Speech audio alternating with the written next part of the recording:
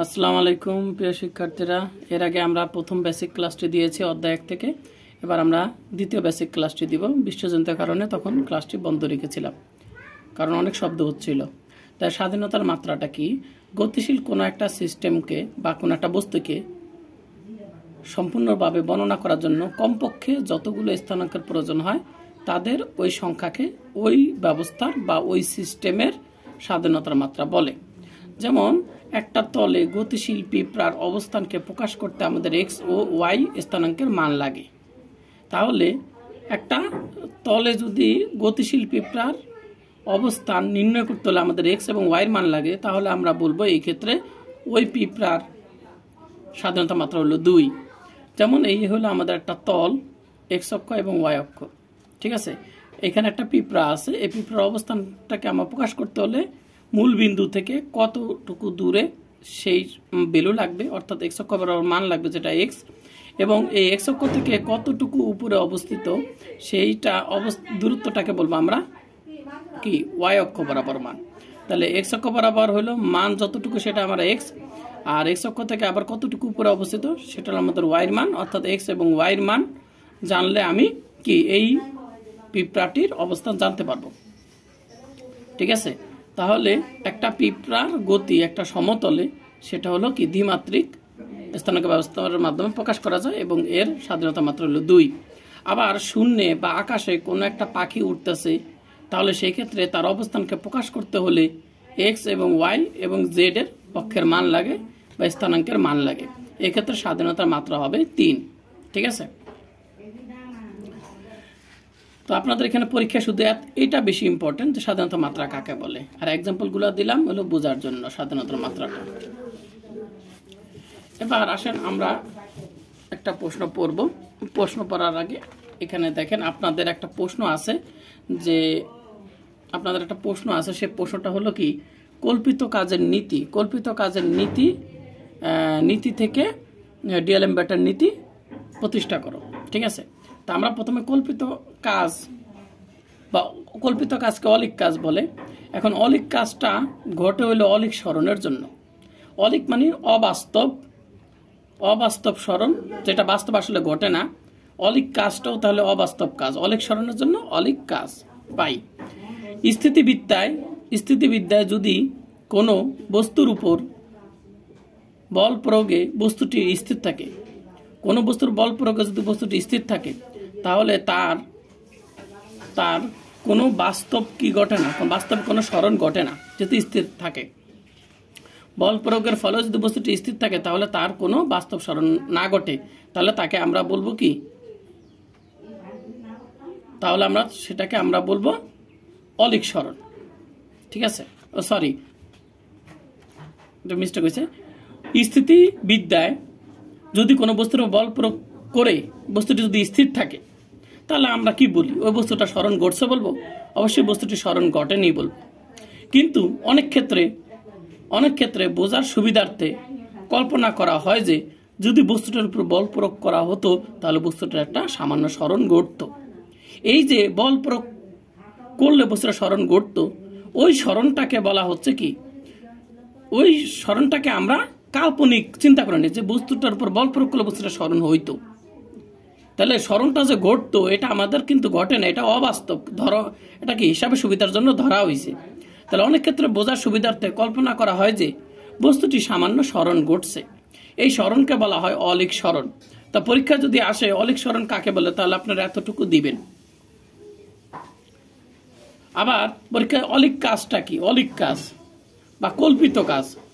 এই অলিক স্মরণটা যদি কোনো বস্তুকে দেওয়া হয়, মানে কোনো বস্তুর হয়েছে বলে আমরা বিবেচনা করি, এবং ওই বস্তুটার উপর যদি কোনো বল কাজ করে, ওই বস্তুটার উপর কোনো যদি বল ক্রিয়াশীল হয়, এবং ওই বস্তুটির স্মরণটাকে আমরা যদি বলি একটা অলিক স্মরণ ঘটছে, এবং ওই বলের উপর যদি কোনো একটা বল ক্রিয়া করে, এমতো অবস্থায় ওই বল দ্বারা যেই স্মরণটা হইল এবং কোনো বল প্রয়োগের ফলে যেই স্মরণ ঘটে এটাকে বলা হয় কাজ, ঠিক আছে। বল প্রয়োগে কোনো বস্তু স্মরণ ঘটলে তাকে বলা হয় কাজ, ঠিক আছে। তাহলে এই বল দ্বারা যদি ওই বস্তুটার একটা অলিক স্মরণ ঘটে বা কাল্পনিক স্মরণ ঘটে ধরে নেওয়া হয়, তখন ওই বল দ্বারা যে কাজ হবে সেই কাজটাও কি হবে? অলিক কাজ। সরণটা অলিক, তাহলে যে কাজটা পাবো সেটাও একটা কি? অলিক কাজ বা কাল্পনিক কাজ। ঠিক আছে, তা আপনারা এতটুকু আপনারা লিখবেন। যদি অলিক কাজ আসে তাহলে এতটুকু লিখবেন, আর অলিক সরণ আসলে আপনাদের এতটুকু লিখবেন। এখন আপনাদের একটা প্রশ্ন আমি পড়াবো।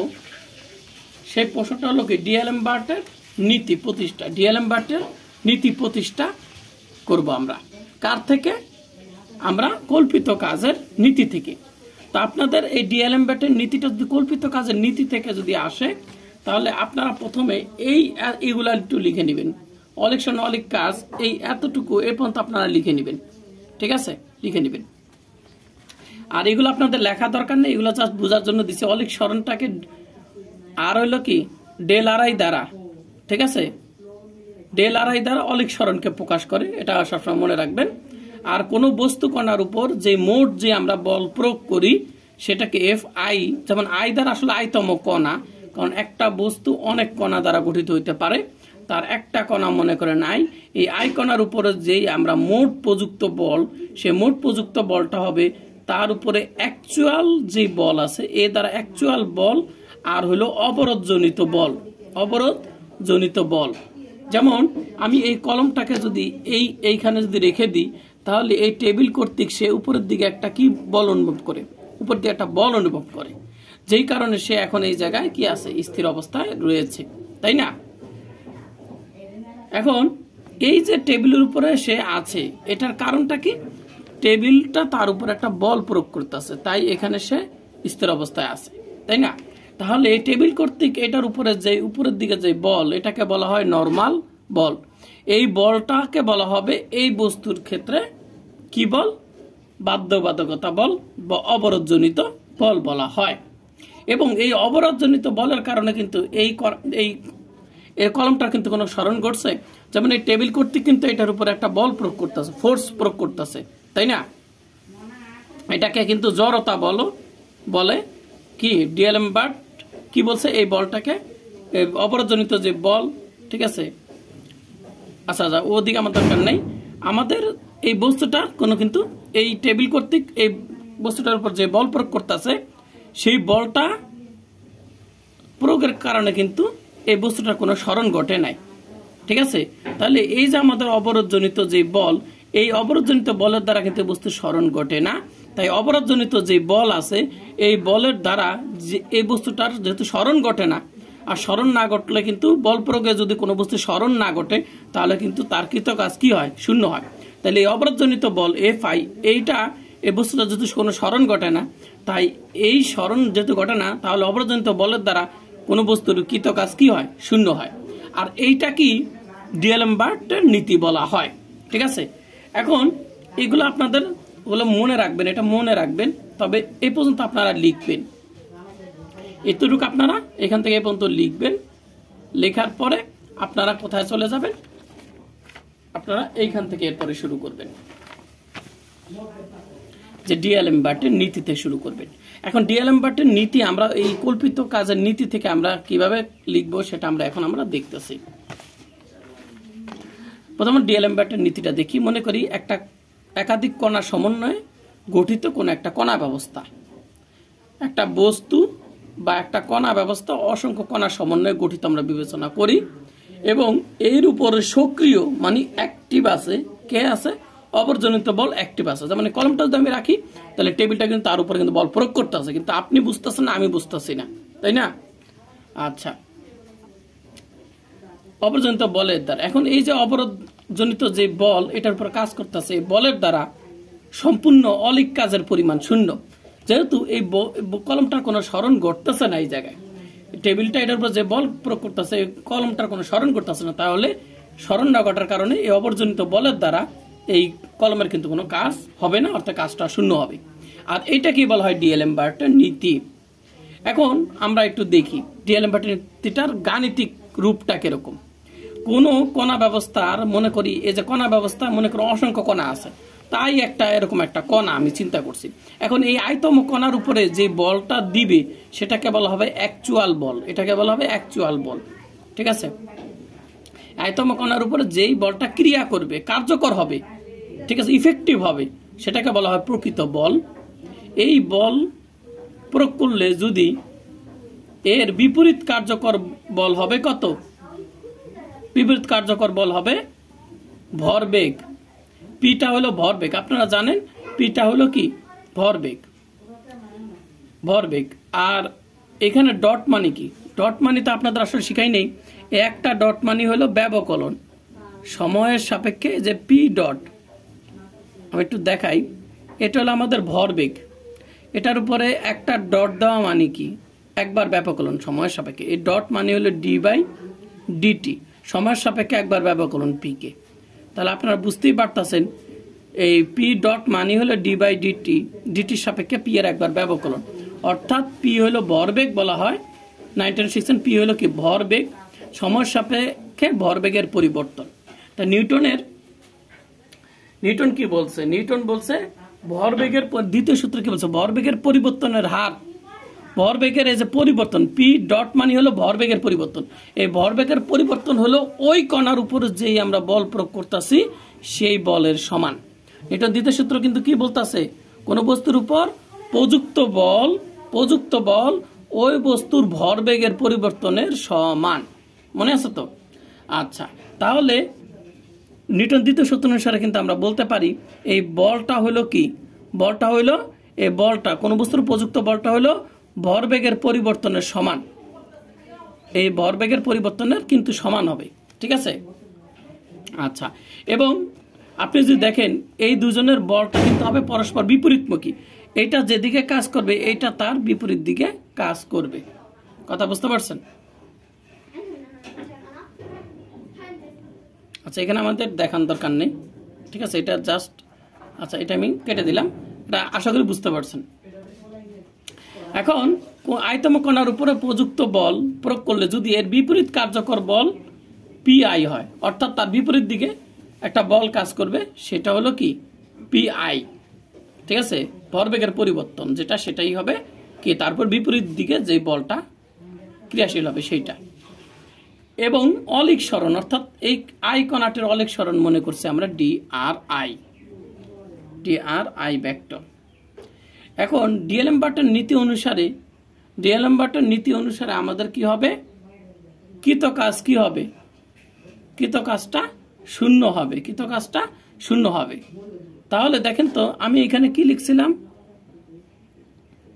এফ আই, এই যে ক্রিয়াশীল বল হলো কার? এটার কি আমাদের সমান। এখন আমি যদি এটাকে এই সাইডে আনি তাহলে কি হয়? F minus P vector equal to কত হয়? 0 হয় না? 0 হয়, হয়েছে?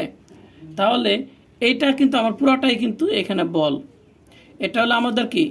মোট বল। এই আয়তম কণার উপর মোট বলটা আমরা এখানে দেখতেছি কত?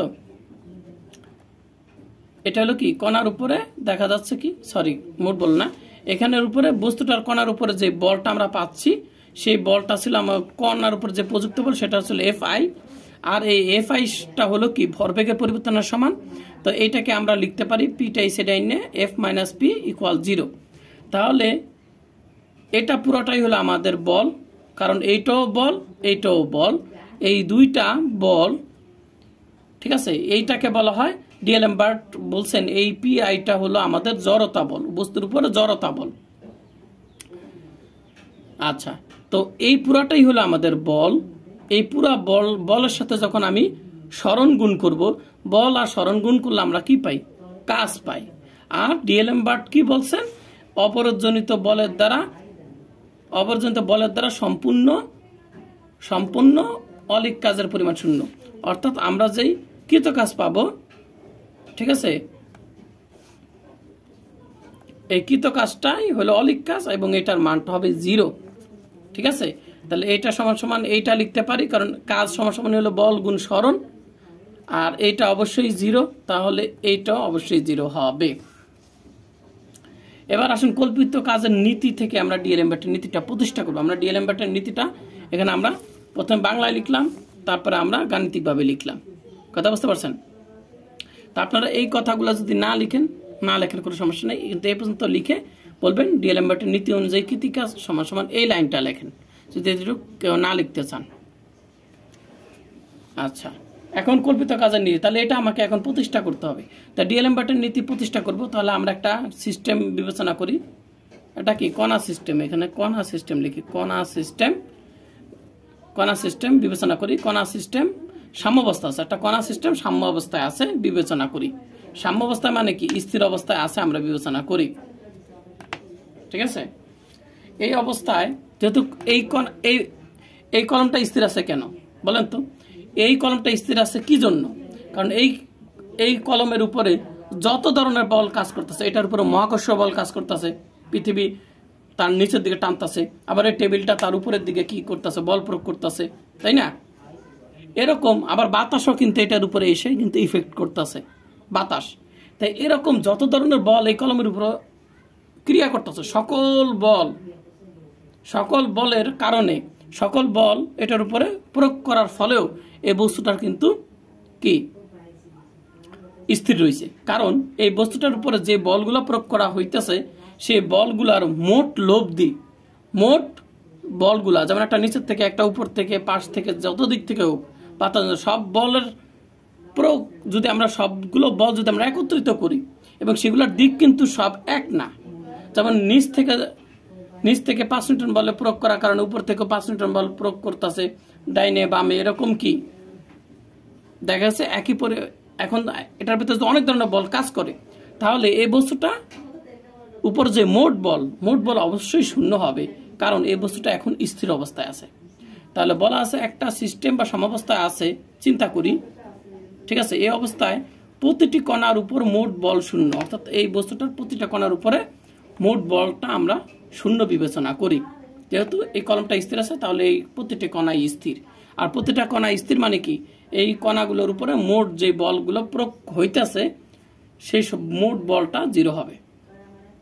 এখন কণা সিস্টেমের উপর অবাস্তব কাজ, এখন এই কণা সিস্টেমের উপর অবাস্তব কাজ যদি আমি বার করি, তাহলে এই যে আমাদের বলটা শূন্য, তাহলে বলটা আমাদের এখানে কি শূন্য আছে।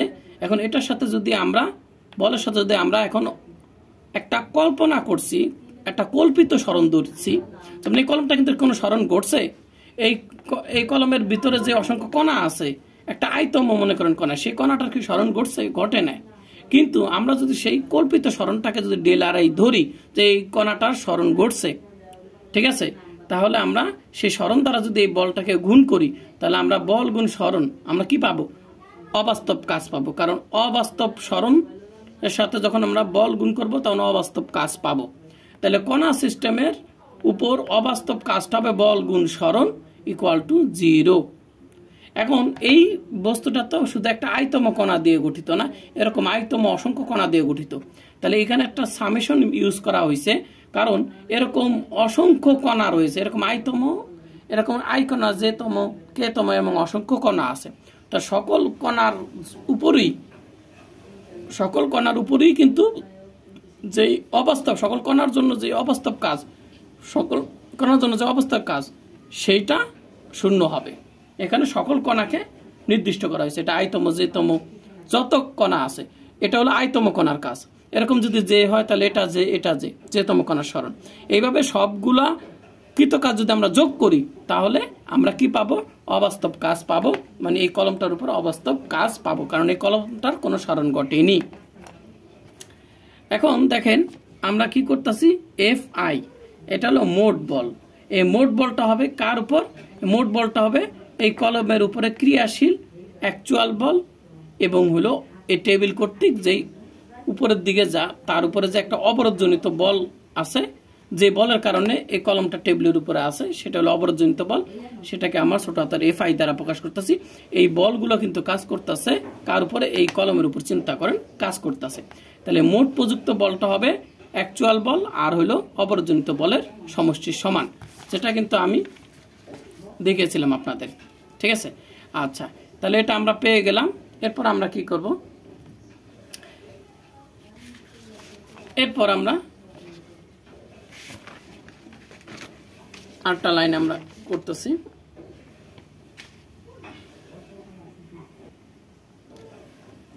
আচ্ছা, এখন দেখেন নিউটনের গতির দ্বিতীয় সূত্র অনুসারে, নিউটনের গতির দ্বিতীয় সূত্র অনুসারে, নিউটনের গতির দ্বিতীয় সূত্র অনুসারে কি ছিল? মোট প্রযুক্ত বল হলো কি? ভরবেগের পরিবর্তন। এটা হলো ভরবেগ, আর ভরবেগের পরিবর্তন মানে কি? ডট মানে কি? সময়ের সাথে পরিবর্তন। মোট প্রযুক্ত বল হলো ভরবেগের পরিবর্তনের সমান। তাই নিউটনের গতির সূত্র অনুসারে আমরা কি লিখতে পারি? মোট বল ভরবেগের পরিবর্তন হারের সমান। এখন এইটা কেন লিখলাম?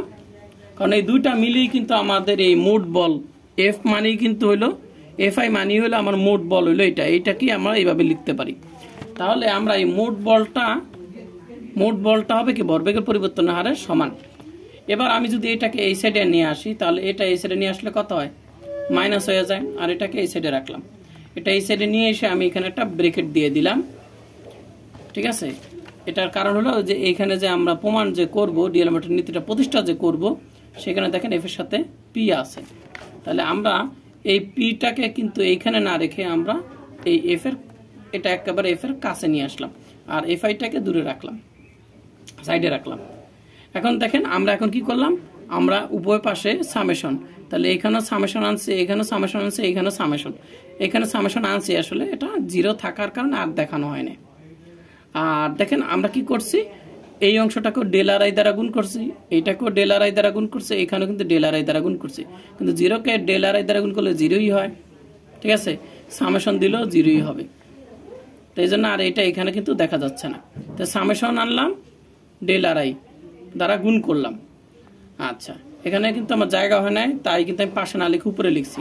এরকম পাশাপাশি হবে ইন্টু দিয়া। এখন এইটা কি দেখেন তো? এটা হলো আমার অবরোধজনিত বল, আর এটা হলো কি? অলিক সরণ। তাহলে এই অবরোধজনিত বলের দ্বারা যেই অবরোধজনিত বল, ঠিক আছে, আর এই অলিক সরণ, অবরোধজনিত বলের দ্বারা যে আমাদের কৃত বল গুণ সরণ, অবরোধজনিত বলের দ্বারা কৃত কাজ কি? শূন্য। এটা অবরোধজনিত বলের দ্বারা এই যে এফ আই দ্বারা কৃত কাজ কি হয়? শূন্য হয়, কৃত কাজ শূন্য হয়, তাই না? এই বল দ্বারা, এই অবরোধজনিত বলের দ্বারা কৃত কাজ শূন্য হয়। বল গুণ সরণ, এখানে একটা কাজ হবে, এই কাজটা শূন্য হবে। তো এটা যদি শূন্য হয় তাহলে কি হবে? তাহলে আমাদের এই এতটুকু ইকুয়ালটা এখন জিরো হয়। তাহলে এতটুকু ইকুয়াল আমরা জিরো লিখতে পারি 1 নম্বর সমীকরণকে, কারণ এটা তো আমাদের জিরো হয়ে যায় এই কথা অনুসারে। আর আমরা তাহলে পাই কত? অবরোধজনিত বলের দ্বারা কৃত কাজ যদি শূন্য হয়, তাহলে ডিএলএমআরটির নীতি অনুসারে এইটা ইকুয়াল টু অবশ্যই জিরো হবে। এটা যদি জিরো হয় তাহলে এইটাও অবশ্যই জিরো হতে হবে। ঠিক আছে, এটা জিরো, তাহলে এটা ইকুয়াল টু জিরো হবে। এটাই হলো ডিএলএমআরটির নীতি। ঠিক আছে।